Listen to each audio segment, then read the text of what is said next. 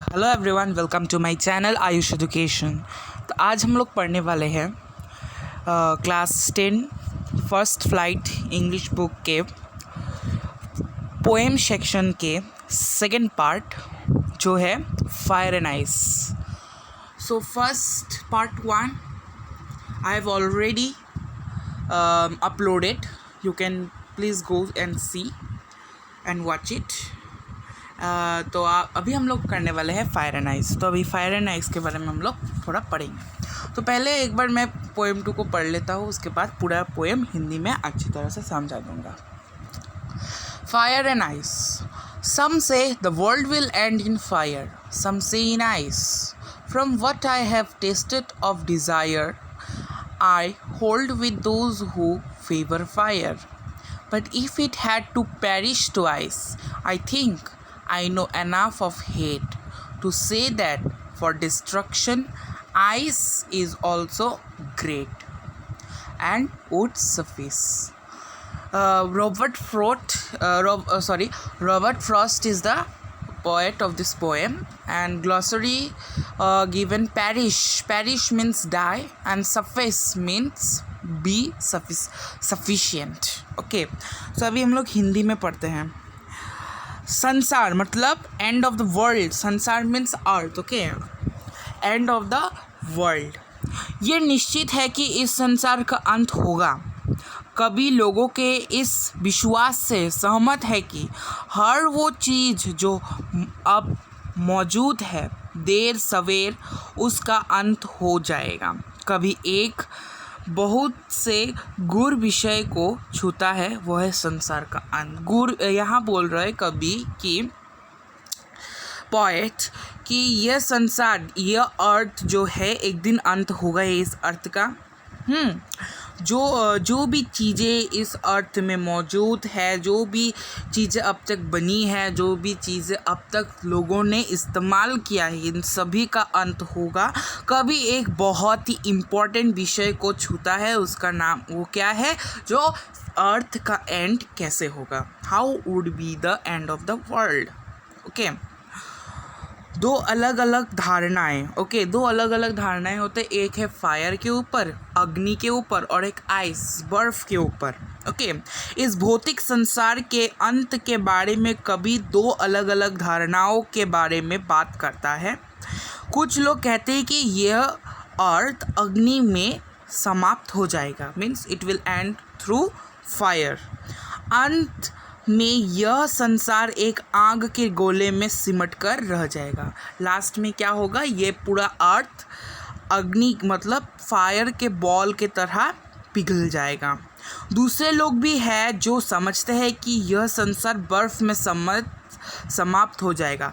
And there are some people, कुछ people है, वो लोग क्या बोलते हैं? वो लोग बोलते हैं कि अर्थ कैसे समाप्त होगा? बर्फ के वजह से। हर प्रकार के जीवन को मृत्यु और बर्बादी में परिवर्तित कर देगा। हर प्रकार के जीवन, ओके, सभी जीवन को मृत्यु एवं बर्बादी के रूप में कन्वर्ट कर देगा। कवि का दृष्टिकोण, कबीर का व्यू, पॉइंट ऑफ व्यू, कभी उन लोगों का पक्ष लेता है जो यह विश्वास करते हैं कि यह संसार आग में भस्म हो जाएगा। ओके, कभी भी उन लोगों का पक्ष लेता है कि उन लोगों पर विश्वास करता है जो कहते हैं कि यह अर्थ आग में ख़त्म हो जाएगा। कभी प्रकृति की इन दो बहुत शक्तिशाली तत्वों को मनुष्य भावनाओं और मानव आचरण के साथ जोड़ देता है।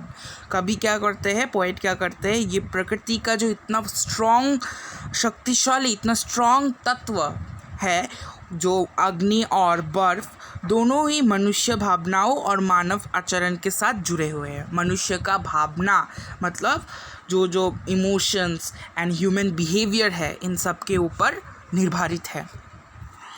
अग्नि मानव वासनाओं का प्रतीक है। अग्नि मानव वासनाओं मतलब मानव ह्यूमन्स का प्रतीक है। अग्नि बेलगम मानवीय इच्छाओं का भी प्रतीक है। अग्नि क्या है? Uncontrollable patience of love and desire, इन सब का भी क्या है? इन सब का भी प्रतीक है। प्यार और इच्छा की बेलगाम बसनाए, प्यार लव एंड डिज़ायर उससे भी जुड़ित है, इस संसार के खात्मे का कारण बनेगी। और यही सब प्यार, डिज़ायर्स, ओके, इन सभी के कारण ही ये सब किसका प्रतीक है? अग्नि का प्रतीक है। Means it is related to fire. So इसका मतलब क्या है? इन सब से ये अर्थ का अंत होगा।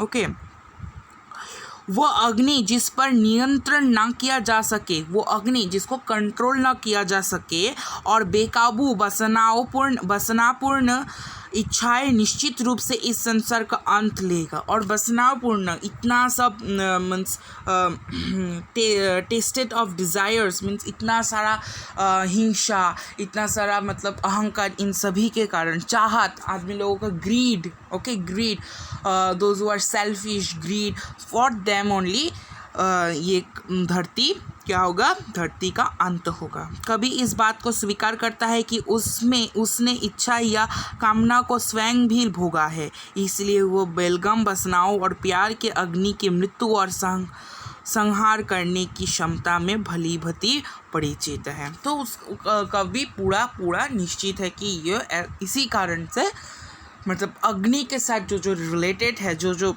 थिंग्स रिलेटेड है, उसी के कारण इस अर्थ का एंड होगा। Okay, now see how ice is represented as hate और cold. Okay, ice is represented as hate और cold. What is the reason? Okay, बर्फ नफरत और ठंडे का प्रतीक है।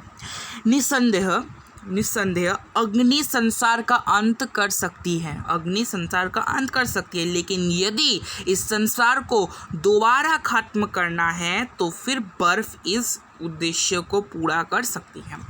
ओके, अगर अर्थ को दोबारा सेकेंड टाइम अगर उसको ख़त्म करना है तो बर्फ ही यूज़ किया जा सकता है। बर्फ एक दुधात्मक भावना का प्रतीक है। बर्फ एक बहुत ही डिलेक्टिक इमोशन है which is the opposite of fire. Okay, जो अग्नि का विपरीत है। यह नफ़रत का प्रतीक है। यह नफ़रत बदला लेने के लिए भावनाओं का विस्फोट नहीं है। ये नफ़रत का प्रतीक है। आइस नफ़रत का प्रतीक है और ये नफ़रत बदलना इतना आसान नहीं है। दूसरी ओर ये ठंडी और बर्फीली तर्क शक्ति का प्रतीक है। ठंडा और बर्फीली, ऑब्वियसली ठंडा बर्फ कितना होता है? हार्ड होता है, it is in solid, so it means what? It is very much शक्तिशाली। Okay, it is very much शक्तिशाली, वेरी मच पावरफुल। कभी बर्फ़ के स्वभाव को नफ़रत से तुलना करती है। बर्फ़ सुन कर देती है। ओके, बर्फ़ क्या करता है? सब कुछ सुनकर, इफ़ यू विल टच, अगर तुम बर्फ़ के एक टुकड़े को बहुत टाइम तक पकड़ के रखोगे, ऑब्वियसली तुम देखना अपना हाथ जो है वो धीरे धीरे क्या करता है? वो धीरे धीरे उसको ठंडा पहुंचा के उसको सुन कर देता है। इसी प्रकार की ही ठंडी और सोची समझी तर्क शक्ति या सोच है। वो नफ़रत जो ठंडी सोच से पैदा हुई है वो मनुष्य को भावनाओं के प्रति संदेहहीन बना देती है। नफ़रत हमारे दिमागों को सुन कर देती है। ओके, नफ़रत उसी प्रकार जैसे आइस अपने पूरा ब्लड को अपने पूरा हाथ को जमा लेती है, उसी प्रकार जो नफ़रत है वो भी हमारे माइंड को बहुत ही जमा कर मतलब सुन कर देती है।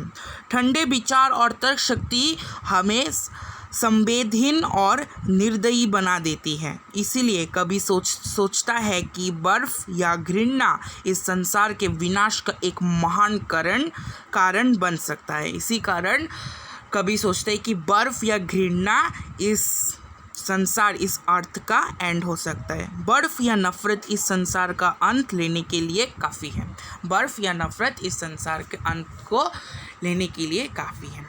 सो यही है पूरा फायर एंड आइस, जो कैसे अर्थ कैसे एंड होगा। अर्थ क्या फायर से एंड होगा, अग्नि से, या फिर आइस से? So totally dependent on that Robert Frost has written the poem.